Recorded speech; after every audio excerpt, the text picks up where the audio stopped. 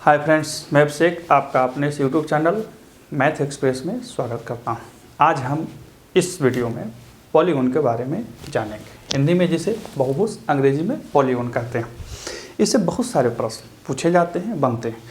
मैं 90% बच्चों को ये देखा हूँ कि वो इसे जानते तो हैं, जब उन्हें सूत्र याद रहती है तो बहुत तेज़ी से बना देते हैं, क्योंकि इसमें कुछ है नहीं, लेकिन वो भूल जाते हैं कि आखिर इसका सूत्र क्या होता है, फार्मूला क्या है। वो फार्मूले को इस तरह से नहीं ध्यान रख पाते हैं कि वो परीक्षाओं में इसे बना सकें।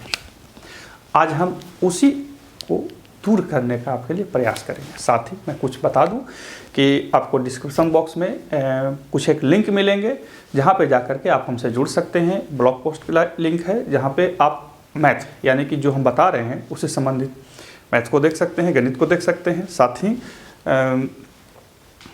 व्हाट्सएप चैनल मिलेगा, लिंक मिलेगा, जहाँ पे जाकर के आप देख सकते हैं मैं प्रतिदिन उसमें क्या डालता हूँ, क्या देता हूँ। हालांकि ये सब आप काम करते रहते हैं पहले से भी, तो मेरा भी देख लीजिए, मेरा ये प्रचार है एक तरह से।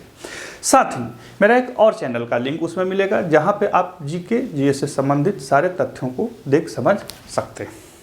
ठीक है, तो आइए समय नष्ट न करते हुए सबसे पहले देखते हैं बहुभुज यानी कि पॉलीगॉन। देखिए, पॉलीगॉन दो शब्दों से बना, पॉली अगोन। पॉली का मतलब होता है बहुत सारा, अगोन का मतलब होता है कोण, अनेक कोण, पॉलीगॉन। बहुभुज, बहुभुज संस्कृत का शब्द है। पॉलीगॉन जो है वो ग्रीक भाषा का शब्द है। बहुभुज जो है वो संस्कृत का शब्द है। बहु मतलब अनेक, भुजा मतलब आर्म जिसको कहते हैं। सवाल आपसे बनता है कि आखिर बहुभुज कहेंगे किसे, पॉलीगॉन किसे कहेंगे? तो तीन या तीन से आकृतियों से घिरे हुए क्षेत्र को पॉलीगॉन कहा जाता है। याद रखिए, त्रिभुज नहीं, चतुर्भुज नहीं, पंचभुज नहीं, कुछ नहीं। यदि कोई वैसी आकृति आपने देखी जो तीन या उससे अधिक भुजाओं से घिरी हुई है, आर्म से घिरी हुई है, तो आप उसे पॉलीगॉन के श्रेणी में रखेंगे, बहुभुज की श्रेणी में रखेंगे। अब बहुभुज बहुत तरह के हो सकते हैं, 3 भुजा वाले हो सकते हैं, 4 भुजा वाले हो सकते हैं, 5 भुजा वाले हो सकते हैं। तो हमने एक सर्वमान्य इसकी परिभाषा लिखी है कि 3 या 3 से ज्यादा भुजाओं से घिरे आकृति को बहुभुज कहते हैं। 3 या 3 से ज्यादा, 3 और मोर देन 3। अगला है कि टाइप्स ऑफ पॉलीगॉन, यानी कि बहुभुज होते कितने प्रकार के। कहिए क्या श्रीमान, इसमें भी प्रकार होता है? ध्यान रखना। क्यों ध्यान रखना है? ताकि आपको जानकारी रहे और परीक्षाओं में कुछ लटर पटर सवाल पूछ दे तो गड़बड़ा नहीं, कंफ्यूज नहीं। तो बहुभुज मुख्यतः 2 प्रकार के होते हैं। There are 2 types of polygon. कौन कौन? अनियमित बहुभुज और नियमित बहुभुज। अनियमित मतलब अनरेगुलर पॉलीगॉन, अनियमित मतलब रेगुलर पॉलीगॉन। अनियमित पॉलीगॉन किसको कहेंगे? अनियमित। अनियमित मतलब अनरेगुलर, अनरेगुलर मतलब जिसमें कोई मानकों का बहुत प्रयोग क्या कहते हैं, प्रतिबंध नहीं रखा गया है। जैसे आप कहीं जाते हैं, आते हैं, देखते हैं तो बहुत सारी चीज़ों को देखिएगा नियमित है, कुछ चीज़ अनियमित है। तो अनियमित पॉलीगॉन जो होते हैं वो अलग है और नियमित जो होते हैं वो अलग होते हैं। हम लोग अमूमन रेगुलर का ही पढ़ते हैं, अनरेगुलर का नहीं पढ़ते। ठीक है, तो आइए सबसे पहले अनरेगुलर को देख लेते हैं। अनियमित बहुभुज वह बहुभुज जिनकी भुजाएं एवं कोण नियमित न हो, अनियमित बहुभुज कहलाते हैं। सिंपल सा है कि जिनकी भुजाएं एवं कोण नियमित नहीं, रेगुलर नहीं, वो अनियमित बहुभुज कहलाते हैं। लेकिन यह अनियमित भी 2 होते हैं, उत्तल और अवतल, यानी कि कॉन्वेक्स और कॉनकेव। अब कॉन्वेक्स क्या है, कॉनकेव क्या है, सो देख लीजिए। इसको थोड़ा सा जानना जरूरी है। उत्तल बहुभुज यानी कि कॉन्वेक्स पॉलीगॉन वह बहुभुज जिसके आंतरिक कोण का माप 180 डिग्री से कम हो, उत्तल बहुभुज कहलाता है। यानी कि आंतरिक कोण किसको कहेंगे, अब बाह्य कोण किसको कहेंगे, सवाल तो बनता है। तो किसी बंद आकृति के अंदर वाले कोण को आंतरिक कोण कहते हैं, बाहर वाले कोण को बाह्य कोण कहते हैं। कैसे होता है, सो मैं एक छोटा सा ग्राफ में आपको बता देता हूं। यहाँ पे ये देखिए, ये इस तरह से है, ये बढ़ा दिए, ये आंतरिक यानी कि अंदर के कोण हुए और ये बाहर का कोण हुआ। यानी कि बंद आकृति से बाहर जो एंगल बन रहा है वो बाह्य यानी कि एक्सटर्नल एंगल होगा, और जो अंदर बन रहा है वो अंतः कोण होगा, इंटरनल एंगल होगा। ध्यान रखेंगे, ऐसे आप लोग को आती है, मेरा काम है बताना। क्योंकि नहीं बताएंगे तो बोलेंगे अरे मास्टर बताया नहीं। तो उत्तल बहुभुज का सामान्य परिभाषा है कि वह बहुभुज जिसके आंतरिक कोण का माप 180 डिग्री से कम हो उत्तल बहुभुज कहलाता है और इसमें कोण हमेशा बाहर की ओर होते हैं।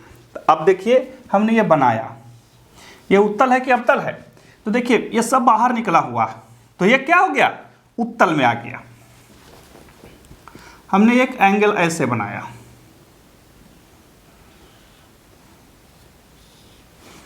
सब देखिए बाहर निकला हुआ है, तो हम इसको किस श्रेणी में रखेंगे? उत्तल बहुभुज में रख सकते हैं। ठीक है, अगला है अवतल बहुभुज यानी कि कॉन्केव पॉलीगोन, वह बहुभुज जिसमें एक कोण कम से कम 180 डिग्री से अधिक हो, 180 डिग्री से अधिक हो तो वो क्या कहलाता है? अवतल बहुभुज कहलाता है। और इसके शीर्ष अंदर या बाहर दोनों हो सकते हैं। मैंने चूंकि पहले ही बताया कि अनरेगुलर हैं, ये इस तरह से भी रहेंगे, ये ऐसे रहेगा, इस तरह से। देखिए ये अनरेगुलर है कि नहीं है? ये अनरेगुलर है, इसका एक कोण देखिए ये 180 डिग्री से ज़्यादा हो जा रहा है, तो ये अनरेगुलर हो गया, और अनरेगुलर में भी अवतल हो गया। तो इस तरह से आप बहुभुज में उनको नियमित और अनियमित के आधार पे बांट सकते हैं। अनियमित यानी कि अनरेगुलर भी दो टाइप्स के होते हैं, उत्तल और अवतल। बात समझ रहे हैं? उत्तल और अवतल। अब इसके बाद आता है नियमित यानी कि रेगुलर पॉलीगोन।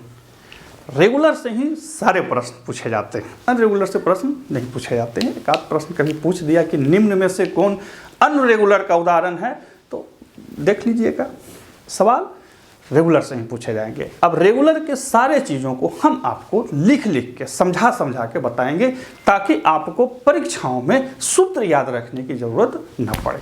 ठीक है, तो एक नज़र इसे देख लीजिए, लिखना चाहते हैं तो स्क्रीनशॉट लेके लिख लीजिए। अब देखिए समबाहुभुज, रेगुलर पॉलीगोन, देखिए सारे सवाल इसी से पूछे जाते हैं, तरह तरह से पूछे जाते हैं। मैं यहाँ पे आपको ये पूर्ण रूपेण समझाने का प्रयास करूँगा कि आखिर वो जो नियम, कायदे, कानून, सूत्र बने हैं वो किस आधार पे बने हैं। जब एक बार आपको आधार पता होगा तो सूत्र जल्दी नहीं आप भूलिएगा, ऐसी आशा मैं करता हूँ। सबसे पहले परिभाषा, मैं मैथ पढ़ाता हूँ तो सबको सबसे पहले परिभाषा बताने का प्रयास करता हूँ। बोलिए क्यों? ज़रूरत क्या है? ज़रूरत है।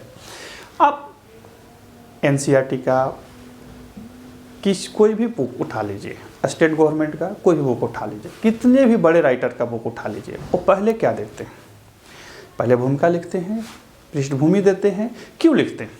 बड़े बड़े जो गणितज्ञ हैं वो क्या करते हैं? सबसे पहले भूमिका जरूर देते हैं, बातें जरूर बताते हैं, ताकि यदि आप नहीं जान रहे हो तो पहले उसको जानिए, उसके बाद बनाइए। जब जान जाएंगे तो बन जाएगा, जब नहीं जानेंगे तो आप घिसते रहिए, याद करते रहिए, मैथ को बनेगा नहीं।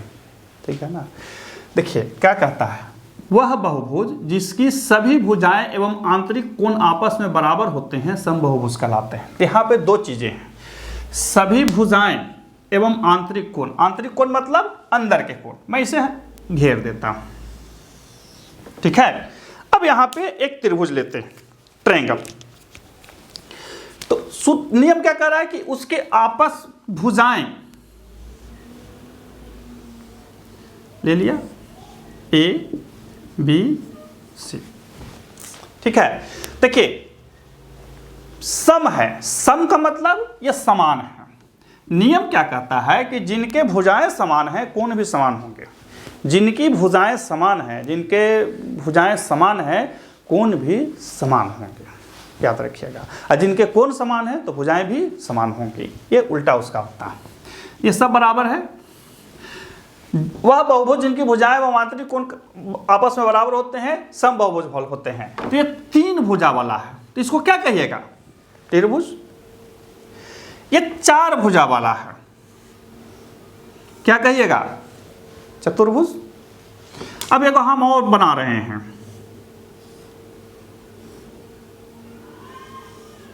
एक दो तीन चार पांच, इसको क्या कहिएगा? पंचभुज। पंचभुज अंग्रेजी में जो कहते हैं आप लोग कहेंगे, मैं फिर बनाया,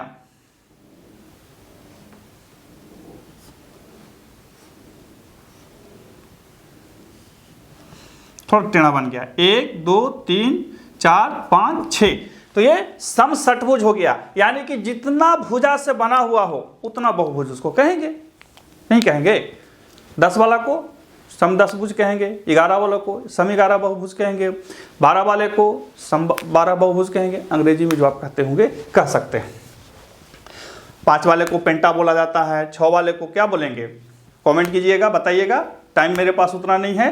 तो जब कोई बहुभुज जितनी भुजा का है उसको उतना ही बहुभुज बोला जाता है। जैसे 3 भुज वाले को त्रिभुज, 4 को चतुर्भुज, 5 को पेंटा या पंचभुज, 6 को षटभुज, 7 को सप्तभुज, 8 को अष्टभुज, 9 को नवभुज कहेंगे। यानी कि जितना भुजा है उसमें उसको उतना बहुभुज कहेंगे। लेकिन जब कोई आपको ये बोले कि सम पंचभुज है, सम पंचभुज,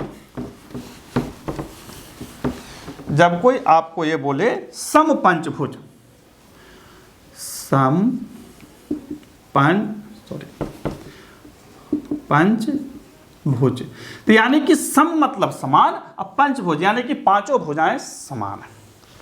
सम चतुर्भुज यानी कि चारों भुजाएं समान है। और जब भुजा समान है तो क्या होगा, कोण भी समान होगा, एंगल भी उसका समान होगा। इसलिए इसको क्या कहा गया, रेगुलर पॉलीगॉन कहा गया, रेगुलर पॉलीगॉन कहा गया। ठीक है, अब आते हैं इसके नियम कायदे कानून पर। देखिए पहला सूत्र कहता है कि किसी भी समबाहुभुज की n भुजा वाला है, n मतलब 3, 4, 5, 6 कुछ भी रहेगा, तो n भुजा वाले समबाहुभुज के लिए अंतः कोणों का योग बराबर n-2 × 180 डिग्री। यह सूत्र है। कहे कि श्रीमान अब हमको सिद्ध करके बताइए। मैं बता देता हूं। देखिए हम फिर से एक ट्रायंगल पर लेते हैं, ले लिए, इसको इधर बढ़ा दीजिए, इसको इधर बढ़ा दीजिए और इसको इधर बढ़ा दीजिए। ठीक है, ठीक बढ़ाए, बोलिए तो ठीक। अच्छा, ये जो ट्रायंगल हम बढ़ाए हैं ठीक बढ़ा है। देखिए इसमें 3 कोण हैं, तो हम तीनों को बढ़ाए हैं कि नहीं बढ़ाए हैं सो देख लेते हैं। एक साइड ये वाला है तो हमने इसको बढ़ा दिया, एक साइड ये वाला है तो हमने इसको बढ़ा दिया, एक साइड ये वाला है तो हमने इसको बढ़ा दिया है ना। यहाँ से आगे हम इसको भी बढ़ा देते हैं और इसको भी बढ़ा देते हैं। ठीक, 3 को है। अब ध्यान दीजिए आप, यहाँ से यहाँ तक, ध्यान दीजिए आप यहाँ से यहाँ तक, और ध्यान दीजिए आप यहाँ से यहाँ तक। ये अंतः कोण हुआ और ये बाह्य कोण हुआ। मैं फिर से मिटा के बता देता हूँ, थोड़ा बड़ा कर देता हूँ। अब उससे लोग बोलने लगते हैं अरे सर बहुत छोटा था, समझ में नहीं आया। मैं इसे एक बार देख लेता हूँ, ठीक है ना, क्या आगे पीछे है। तो इसको बड़ा करके मैं आपको एक बार दिखला देता हूँ। जानते हैं ट्रायंगल में जो ये ट्रायंगल है इसके आर्म होते हैं, मान के चलिए ए बी, और हमने इसको कर दिया ऐसे सी। ठीक है, ये आगे बढ़ा, ठीक है, तो यहाँ से एक एंगल बनाया, बात समझ रहे हैं। ये आगे बढ़ा तो यहाँ से एक एंगल बनाया और इसको बढ़ाए एक, और इसको बढ़ा देते हैं, या ऊपर जो भी आप देखिए यहाँ पे हम इसको बढ़ाते हैं। ठीक है, तो यहाँ पे 3 है, याद रखिए। मैं आपको रफ बता रहा हूँ, ट्रायंगल का नियम मैं बता रहा हूँ। ट्रायंगल का नियम दूसरा होता है जी, ये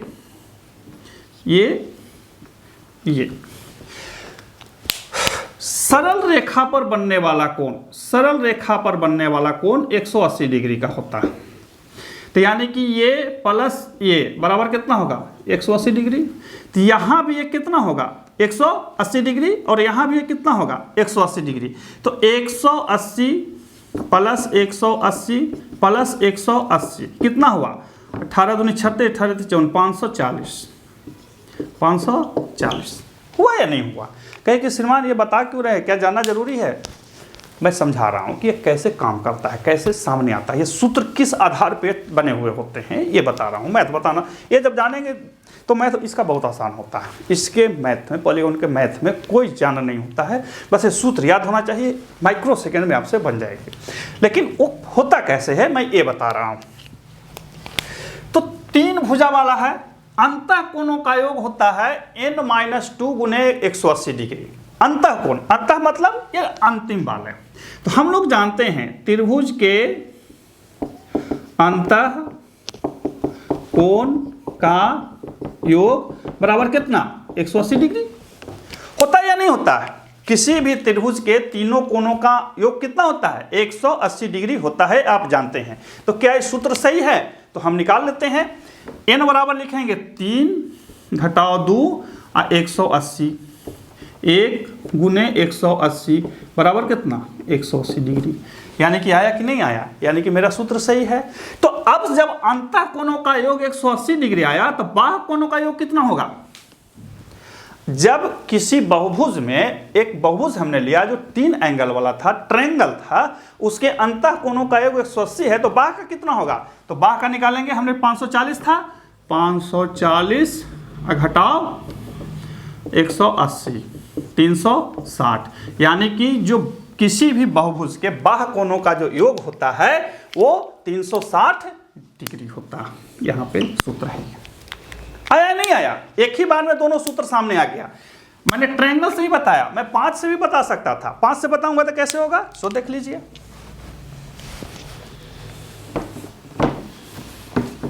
या 4 से भी देख सकते हैं, 5 से भी देख सकते हैं, कहीं कोई दिक्कत नहीं है। ट्रायंगल चूंकि सबको समझ में आता है इसलिए मैंने ट्रायंगल से ही बनाया। मैं 4 वाले से ही ले लेता हूं या 5 वाले से ही ले लेता हूं, जो आप कहिएगा। जैसे हमने बनाया 1 2 3, यही होता है ना, 4 और ये कर दिए 5 और ये कर दिया 6। हमने 6 ले लिया, A B C D E और F। 1 2 3 4 5 6। तो हमने ये लिखा n बराबर 6। तो n अंतः कोणों का योग कितना होना चाहिए? देखिए तो 6 घटाओ 2 180, 4 गुने 180, 720 डिग्री। यानी कि किसी षटभुज के अंतः कोणों का योग जो होगा वो 720 डिग्री होगा। लेकिन सभी बाह्य कोणों का योग कितना होना चाहिए? 360 डिग्री होना चाहिए। अब इसको हम सिद्ध कर लेते हैं, कैसे होगा सो देख लेते हैं। हम इसको बढ़ा दिए, ठीक है। तो ये कितना होना चाहिए, बड़ा कर देता हूं। ये कितना होना चाहिए, 180। ये कितना होना चाहिए, 180। इसको भी बढ़ा देते हैं। ये कितना होना चाहिए, मैं बाहर ही लिखता हूं, 180। इसको भी बढ़ा दिए। ये कितना होना चाहिए, 180। ये कितना होना चाहिए, 180। और इसको बढ़ा देंगे ना, तो यहाँ से यहाँ तक कितना होना चाहिए, 180 होना चाहिए, नहीं होना चाहिए। तो कै गो हो गया, 1 2 3 4 5 6। तो यानी कि 180 डिग्री गुने 6, 18 6 का टोटल से 1080 डिग्री। तो किसी षटभुज के सभी बाहर कोणों, बाहर और अंतः मिला करके, बाहर और अंतः मिला करके, देखिए अंतः कोण एवं बाह्य कोण का मान कितना होता है, 180। देखिए 180 है कि नहीं है, तो 1080। तो बाह्य कोण बराबर 1080 डिग्री घटाओ 720 डिग्री, कितना आया, 360 डिग्री। देखिए तो सूत्र यहां पर आ रहा है 360 डिग्री। कैसे, किस आधार पे हम ले रहे हैं, मैं फिर से आपको समझा देता हूं किस आधार पे ले रहा हूं, सो देख लीजिए।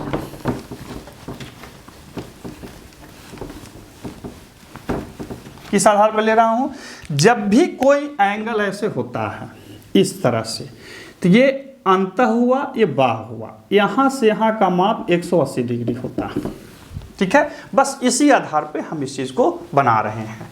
तो अंतः कोणों का योग का सूत्र निकला, बाह्य कोणों का योग आ गया। लेकिन प्रत्येक अंतः कोण कितने का होगा, तो अंतः कोण कितने का होगा उसका नियम ये है। अब देखिए इसको, इस सूत्र को मैं बता रहा हूं आपको एक ट्रायंगल बना करके।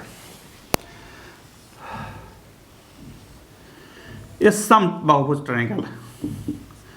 सम बहुभुज मतलब समान, ऐसे तो सम है तो 60 डिग्री हो जाएगा, सीधी सी बात है, प्रत्येक कोण हो जाएगा, ठीक है। लेकिन सूत्र पर बनाना है तो चूंकि ये 3 गो है, कितना है, 3 गो है। यहां से यहां कितना होना चाहिए, 180। यहां से यहां कितना होना चाहिए, 180। यहां से यहां कितना होना चाहिए, 180। तो 18 3 54, 540 डिग्री सबका माप, ठीक है। 540 हो गया सबका माप। लेकिन बाह्य कोणों का योग कितना होता है, 360। तो लिखेंगे अंतः कोण बराबर 540 घटाओ कितना 360 यानी कि 180। तो चूंकि समान है तो 180/3 यानी कि 60 डिग्री। समझ में आ रही है? कहीं कहीं श्रीमान रेखा गणित इतना तेजी से समझ में नहीं आता। देखिए तेजी से नहीं, किसी ट्रायंगल में तीनों कोणों का बाह्य और अंतः कोणों का योग कितना होता है 180 डिग्री। हमने 180 लिख लिया, तो टोटल कितना आया 3 गो था 540, और उसमें से अंतः यानी कि अंदर वाले को हटा लिए, तो त्रिभुज के अंतः कोणों का योग कितना होता है 180। अब बाह्य कोणों का योग, किसी भी बहुभुज के बाह्य कोणों का योग क्या होता है 360। बहुभुज यानी कि इसके बाहर का योग 360 होता है सूत्र में। हमने इससे पहले बताया भी कैसे 360 होगा। सो घटा लिए तो 180 यानी कि इस ट्रायंगल के यानी कि जो 3 भुजा वाले समबाहुभुज है उसके अंतः कोणों का जो पूरा माप आ रहा है 180 आ रहा है। 4 रहता तो 4 से कर देते, 5 रहता तो 5 से कर देते। कैसे होता था हमने आपको पहले बताया। तो अब 60 डिग्री आया, लेकिन अब इसको सूत्र पर बैठा देते हैं।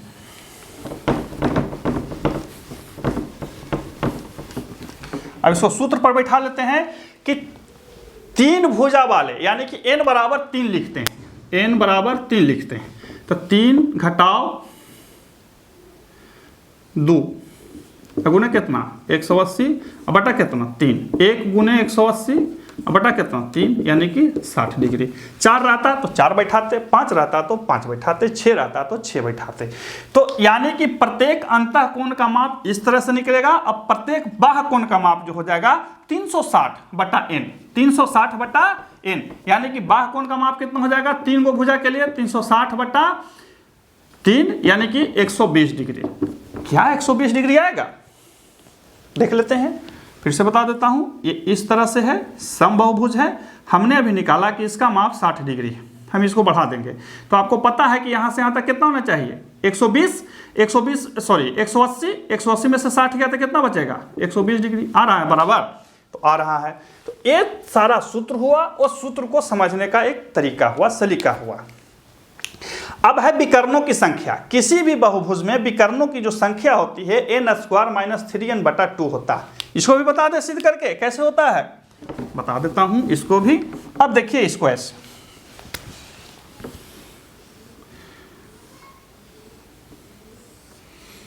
विकर्ण है, ये एक दूसरे को काट रहे हैं। 4 भुजा वाले हैं तो 4 को लिखते हैं 4 के स्क्वायर घटाओ 4 गुने 3 बटा कितना 2, 4 चौके 16 घटाओ 12 बटा कितना 2, 4 16 में से 4 गया, 16 में से 12 गया 4/2 यानी कि 2 विकर्ण। इसी तरह का ना बैठाएंगे तो यदि मेरा कैलकुलेशन सही है तो सही है। तो इस तरह से विकर्णों की संख्या ज्ञात की जाती है। एक विकर्ण, 2 विकर्ण। विकर्ण जो होते हैं कोणों को आपस में मिलाने वाले रेखा को विकर्ण कहते हैं, भुजा को नहीं, कोणों को। एंगल को देखिए मिला रहे हैं, काट रहे हैं, काटते हुए मिला रहे हैं, इसलिए इसको क्या कहा जाता है विकर्ण होता है। तो ये था सूत्र, और सूत्र से संबंधित वो डाउट जो आपको जानने चाहिए। इस पूरे मैथ में बहुभुज में ये हमने एक्स्ट्रा आपको बताई, बिल्कुल एक्स्ट्रा। ये बिल्कुल 8-9 के बच्चों को बताया जाता है कि ये कैसे होता है। हालांकि ये जो प्रूफ करना होता है थोड़ा सा और लंबा होता है, तो उतना का जरूरत नहीं है, क्योंकि दिक्कत होती है। अब देखते हैं इसमें मैथ कैसे पूछे जाते हैं। अब आपको जब सूत्र पता है तो मैथ देखिए कितना आसानी से आपको बनेगा। तो मैथ में मैं पहले लिख देता हूं, उसके बाद देखेंगे। अब देखिए प्रश्न को, देखिए प्रश्न जो है वो इसमें बहुत तरह से पूछे जाते हैं, अनुपात करके, रेशियो करके, कुछ भी पूछ सकता है। आपको हड़बड़ाना नहीं, जो मैंने सूत्र बताया उसी पर ये प्रश्न बनते हैं। मैं 2-3 उदाहरण से ही आपको बता देता हूं। पहला है, किसी समबाहुभुज के प्रत्येक अंतः कोण 140 डिग्री के हैं, तो उस बहुभुज के विकर्णों की संख्या बताओ। देखिए यहां पे क्या चीज है, बहुभुज है तो लिखा है प्रत्येक अंतः कोण बराबर 140 डिग्री। ठीक है, हमको निकालना है भुजा यानी कि n बराबर वाट। जब n निकल जाएगा तो फिर विकर्ण पर हम बैठा देंगे। समझ रहे हैं? जब हमको पहले निकालना है भुजा, n निकालना है, n बराबर वाट। तो हमने अभी अंतः कोण का सूत्र बताया था। किसी भी बहुभुज के अंतः कोण का सूत्र अभी आप देखिए क्या लिखा हुआ है, किसी भी बहुभुज के, मतलब एनी टाइप ऑफ पॉलीगॉन के बहुभुज के अंतःकोण का माप क्या होता है? n-2 गुने 180 डिग्री बटा n। क्या होता है? n-2 गुने 180 डिग्री बटा n, यही होता है ना। तो अंतःकोण का माप तो दिया हुआ है, तो हम लिख देंगे 140 डिग्री बराबर n-2 इंटू 180 डिग्री बटा n, गुना कर दीजिए 140n बराबर 180n माइनस 360, उल्टा पुल्टा कर दीजिए, तो ये इधर हो जाएगा, यानी कि 360 बराबर 180 घटाओ 140, 360 बराबर 40, यानी कि n बराबर 9। n बराबर आ गया आपका 9। n बराबर क्या हो गया आपका? 9। n बराबर क्या हो गया? 9, यानी कि 9 भुजा वाला ये बहुभुज है। विकर्णों की संख्या के लिए हमने क्या सूत्र बताया था? n² माइनस 3n बटा 2, यही है ना। n² माइनस 3n बटा 2। ऐसे बहुत तरह जगह पे बहुत तरह के सूत्रों को आप देखते होंगे। n² माइनस 3n बटा 2, इसको हमने शॉर्ट में करके लिख दिया है, देखेंगे। विकर्ण बराबर n² माइनस 3n बटा 2। n बराबर कितना आया? 9, तो 9 पर बैठा देते हैं। 9k² माइनस 3 इंटू 9 बटा 2, 81 घटाओ 27 बटा 2, 54 बटा 2 यानी कि 27। तो यहाँ कितना हो जाएगा? 27, यानी कि उस बहुभुज के विकर्णों की संख्या 27 है। बहुत सारे लोग क्या करेंगे, बहुभुज के अंतःकोण को बाह्य कोण निकाल लेंगे। अब बाह्य कोण निकालने के बाद भी वो बना लेंगे, बाह्य कोण निकाल के बनाएंगे तो 360 वाला को बता देंगे। कहने का तात्पर्य है कि आप बहुतों तरह से इसको बना सकते हैं। पता है CDS वगैरह में भी पूछता है जी, खास करके SSC में एक आध को डाल देता है। इसका सबसे बड़ा अवगुण क्या है, मतलब इस पूरे मैथ में, कि हम आप सूत्र भूल जाते हैं। अब सूत्र नहीं याद रहेगा तो हुआ कहानी, बनाते रहिए बैठ के, ठीक है ना। तो उसका उपाय क्या है? रेगुलर प्लस प्रैक्टिस कीजिए। कहता है कि किसी सम षटभुज के प्रत्येक अंतःकोण होंगे, सम षटभुज के प्रत्येक अंतःकोण बराबर 1। देखिए हमने सूत्र बताया था कि किसी भी बहुभुज के, एक मिनट, किसी भी बहुभुज के अंतःकोण का माप कितना होता है? किसी भी बहुभुज के प्रत्येक अंतःकोण, यहां पर कुछ दिया हुआ है? नहीं दिया हुआ है, तो प्रत्येक अंतःकोण दिया हुआ है। मैं हट के बता रहा हूं क्योंकि मेरा खुद का ज्योग्राफी ज्यादा है। तो सम षटभुज के प्रत्येक अंतःकोण का माप क्या होना चाहिए? तो हम इसको सूत्र पर बैठा देंगे। किसी भी बहुभुज के प्रत्येक अंतःकोण का सूत्र हमने क्या बताया था? n-2 into 180/n। n-2 into 180 बटा कितना? तो इस तरह से इस पर आप बैठा सकते हैं। यहां n बराबर कितना है? n बराबर है 6। तो षटभुज मतलब 6 को बना, तो बना लेते हैं। 6 घटाओ 2 गुने 180 बटा कितना? 6 में से 2 गया, 4 गुने 180 बटा कितना? 6 डिग्री सब पर रख देते हैं। 6 से 3 बार में 3 चौके 120 डिग्री, यानी कि 120 डिग्री, इसका 120 डिग्री आंसर आ जाएगा। सूत्र पर कुछ नहीं है, बस सूत्र पर हमने बैठा दिया। सम षटभुज है, यानी कि n बराबर 6 है। सम षटभुज n जो होता है हमेशा भुजा होता है। क्या होता है? भुजा होता है। इसमें याद रखिएगा, n हमेशा का मतलब क्या हुआ? साइड, यानी कि भुजा होता है। अब इसमें जानते हैं कितनों बताते रहेंगे, कोई मतलब नहीं है, सूत्र खाली ध्यान रहना चाहिए। सूत्र कैसे ध्यान रहेगा हमने आपको शुरू में भी बताया, और याद रखिए हमने उन सूत्रों को एक हाफ मोटो से ही आपको सिद्ध करके बता दिया, प्रूफ करके बता दिया कि वो सूत्र कैसे होते हैं। अब अगला देखिए, सम पंचभुज के अंतःकोण का माप रेडियन में बताओ। n बराबर 5 पंचभुज है। अंतःकोण, अंतःकोण बराबर क्या होता है सूत्र? n, बोलिए, n-2 180 डिग्री बटा कितना n।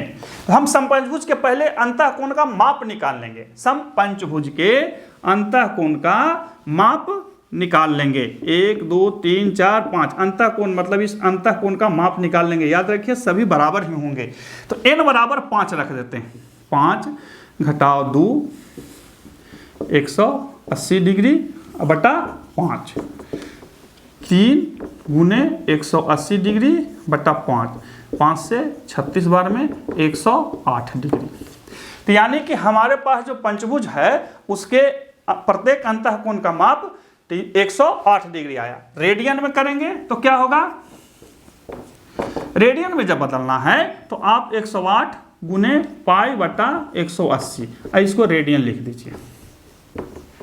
ठीक है, तो 18 6 का टोटल से 30 6 का 180, 9 दूनी 15 दूनी, 3 तिहाई 5 तिहाई, यानी कि 3 बचा ऊपर में, तो 3 पाई बटा 5 रेडियन, ये पाई है जी। तो इसका आंसर हो जाएगा 3 पाई बटा 5 रेडियन। देखिए कुछ भी नहीं है, सूत्र आपको ध्यान है बनाना है। और एक चीज़ और ध्यान दीजिएगा कि मैंने जो बताया वो बेसिक फॉर्मूले पे रख के बताया। बहुत सारे टीचर जो होते हैं या बहुत जगह किताबों में आप देखेंगे वो अलग अलग फॉर्मूला पर भी रख के बनाया जाता है। जैसे हमने अंतः से निकाला, पहला को हमने अंतः पर ही निकाल दिया, कोई इसको बाह पर भी आपको निकाल के बता देगा या आप बाह पर भी सीख सकते हैं। मेन है अंतःकोण का माप, बाह्यकोण का माप और विकर्ण का, तीनों का सूत्र आपको ध्यान रखना चाहिए, बन जाएगा। अब इसके बाद भी बताने की जरूरत है, मेरी समझ से कोई ज़रूरत नहीं है। यदि आपको कहीं पे लगता है कि ये समझ में नहीं आ रही है तो आप कमेंट कर सकते हैं, सवाल पूछ सकते हैं, बिल्कुल फ्री है, कहीं कोई ज़रूरत किसी चीज़ की नहीं है। फिर मिलते हैं अगले वीडियो में, तब तक के लिए नमस्कार।